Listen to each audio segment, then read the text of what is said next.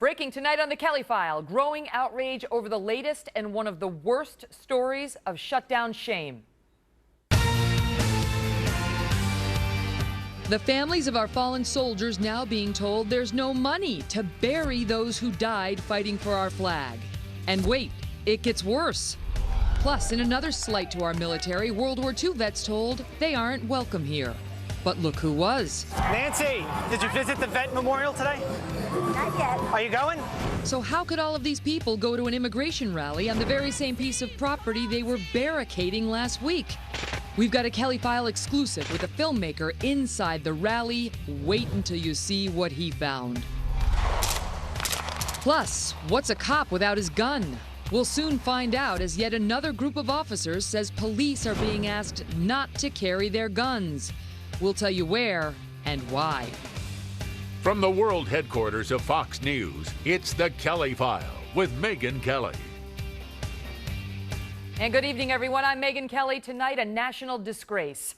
Family members of U.S. troops who made the ultimate sacrifice dealt what could be the ultimate insult by the very government that sent their loved ones to war. All because they were killed after the government shutdown. At least 5 families so far told they won't be getting so-called death benefits to help pay for their funerals, the travel of their family members, and more. They include the family of 25-year-old Sergeant Patrick Hawkins. His mother telling us today she wants him to be remembered as honest, brave, and a hero. 24-year-old Special Agent Joseph Peters was on his 3rd deployment. His commanding general deeply saddened by the loss. Private First Class Cody Patterson was just 24 years old, remembered as someone who would have been successful at anything. Marine Lance Corporal Jeremiah Collins Jr., 19 years old. His mother says he loved the Marines. And 25-year-old Jennifer Moreno, on her 1st deployment. Her mother lives in San Diego, and her congressman is demanding answers tonight. Duncan Hunter is a member of the House Armed Services Committee and is himself an Iraq and Afghanistan war veteran. Representative Hunter, good to see you. I know you've served 3 tours of duty, and we thank you for your service. How did this happen? Megyn, here's what has happened, and I want to take you back to 2004. The Iraq war is going on. I was in Fallujah. Our Defense Department, in order to save money, was bringing back the bodies of our dead soldiers in rented cargo airplanes. There's an iconic picture of these flag-draped caskets being forklifted out of a cargo plane in Dover, Delaware. That's the type of decision that the Defense Department makes. Congress had to explicitly tell the Defense Department that you will no longer do that. They will have a military escort and an honor escort all the way back to their hometown. So fast forward 9 years, and here we are. And here's what has happened. This is a boneheaded decision that dishonors our fallen brothers and sisters. And it also does this. It breaks the trust that our government has with those men and women that serve on the front lines and are forgotten right now because of this shutdown. Yeah. And by the way, Megyn, thank you so much for doing this.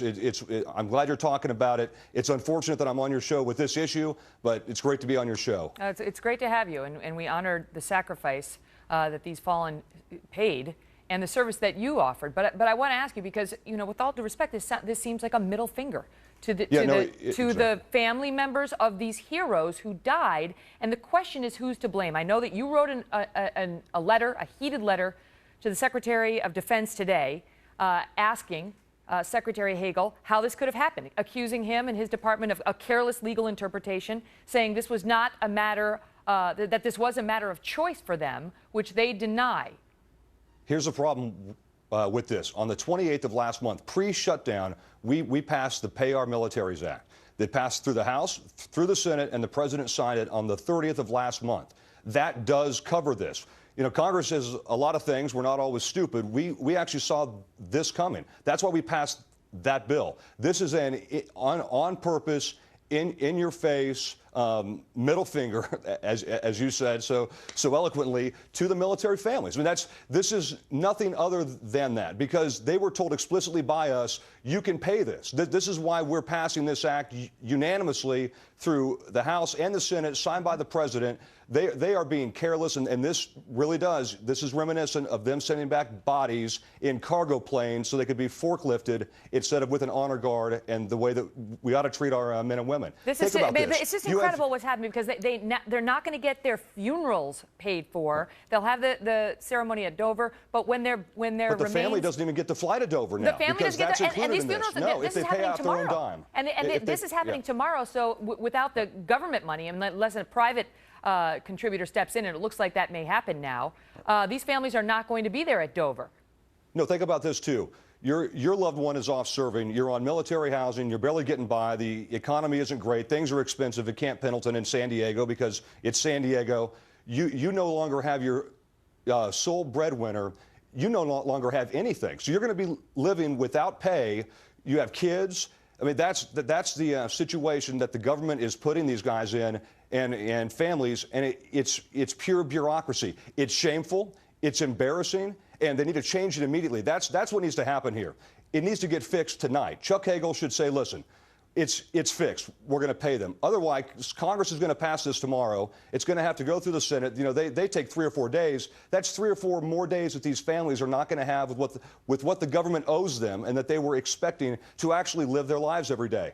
DOD needs to get this right for a change and quit making stupid, boneheaded mistakes like this. The Pentagon comptroller came out and said, well, we've had a number of people die recently, and we'll be able to pay them, but not until the lapse of this appropriation problem. So, you know, they're going to get their money just as soon as you basically get your act in order. He's putting it back on Congress, and the DOD is putting it back on Congress. They've come out and said that Congress was warned prior to the shutdown that these benefits would be stopped, that even despite your effort to legislatively head this off, your legislative effort only protects the servicemen and women and not the families, and that you blew it because that was a loophole and you should have seen this coming. You know what? I will tell you, let me take off my Congress hat and put on my Marine hat. That statement sickens me, because here's the reason why. We explicitly asked if this was going to be covered when we passed the law that pays for this. And they said yes. This is DOD trying to cover their own tail on this. They made the wrong decision, and they need to fix it. And there should be pressure from every single American and every single news channel and every single congressman that DOD gets this right, because there is no better person than that person who gives their life for this nation. And this is, like I said, saddening. It's depressing. It's embarrassing and despicable that DOD would try to stand by this, because every day that they won't admit that they're wrong, families are not giving what's due them. Why would they do it? Why would the DOD, if it had the discretion, as you say, and I know you accuse them in your letter of inappropriate judgment, you say they're deflecting responsibility for this. Why would they? I mean, one would think that the Department of Defense would want to honor the fallen heroes the same as the rest of us do. Why did they make the decision to send back bodies and caskets from rented cargo planes that weren't even U.S. military planes? I mean, why do they buy $80,000 toilet seats? Why do they have program after program that does not work? The reason is they make bad decisions sometimes, and this is one of those bad decisions. And instead of just fessing up and saying, sorry, we got this wrong, we're going to fix it, for some reason they're digging their heels in, and I'm not sure why, frankly, because it's very easy for them to say, look, we have 3 other lawyers here. They say we can do it. Let's just pay it, get this over with. They could do that now, literally tonight, and this money could be wire transferred in the morning to these families. It's that easy for them to fix this. Wow. They don't have to wait for Congress. You know, Sergeant Patrick Hawkins, who we talked about in the introduction, died moving to help a wounded Ranger who was killed, and the Ranger creed is never leave a fallen comrade. I mean, the irony of that, given what's happening to him and his family, is stark. Congressman, thank you very much for being here. Thank you for your service, sir. Thank you. We're going to have much more on this coming up. Oliver North is here and very unhappy. He views this as a responsibility of the president, as an abdication of his duty as commander-in-chief. But is that fair? We're going to have much more on the political fallout now that the congressmen and the lawmakers and those on Capitol Hill are feeling in the wake of this. Also tonight, an 18-wheel revolt. Truckers from across the country vowing to head to Washington 48 hours from now, and wait until you hear what they are threatening to do when they get there. And up next, a Kelly File exclusive. We'll take you inside an immigration rally where thousands today turned out on the Park Police shut down to World War II vets days ago. I have no idea why the gates for the illegal aliens that's in this country, illegal, have free run of the mall, and citizens can't come into this memorial.